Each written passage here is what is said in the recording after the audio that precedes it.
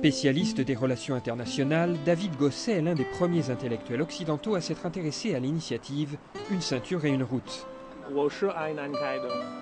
Professeur invité à l'université de Nankai, il s'apprête à exposer aux jeunes étudiants sa vision de ce grand projet qui, selon lui, loin d'être une formule vide, va profondément marquer le futur de la Chine et de ses relations avec l'Eurasie.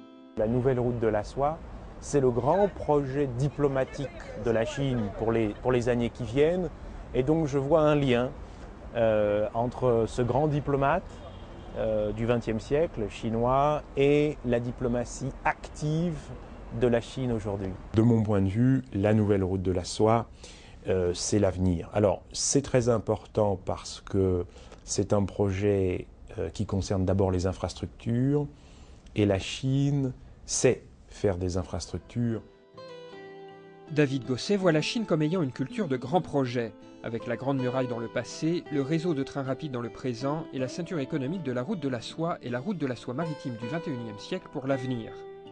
Ce dernier grand projet comprend deux axes principaux, l'un continental, l'autre maritime, et est désormais connu sous l'appellation « une ceinture et une route ».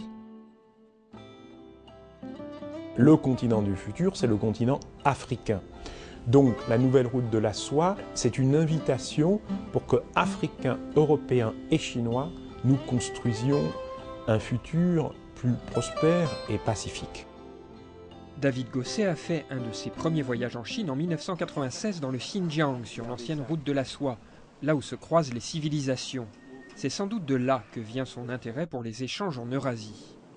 Si vous pensez à la grande majorité des Européens, si vous pensez à la grande majorité des Chinois, il y a un manque de connaissances mutuelles et un manque de confiance qui est assez énorme. Comment on crée plus de confiance? Il faut qu'on se connaisse mieux, il faut qu'on se rencontre plus, il faut que nous dialoguions plus.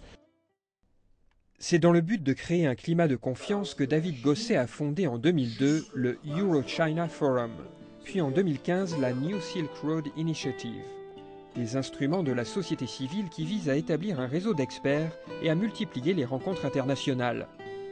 Cette sensibilité à la Chine, David Gosset l'a acquise très tôt dans sa vie personnelle, d'abord par le tennis de table et puis par la rencontre d'un professeur au lycée. Il m'a fait lire de la poésie chinoise, évidemment dans des traductions françaises, la poésie des Tang, Tu Fu, Li Pa et d'autres.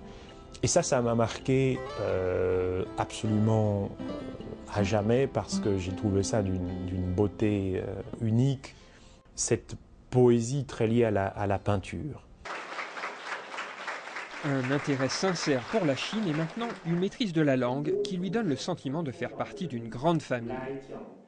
Évidemment, les Chinois vont dire la wa et la wa et la wa à l'étranger, mais finalement, dès que vous rentrez dans la conversation, que vous partagez un certain nombre de références géographiques, historiques, vous faites partie de cette grande famille.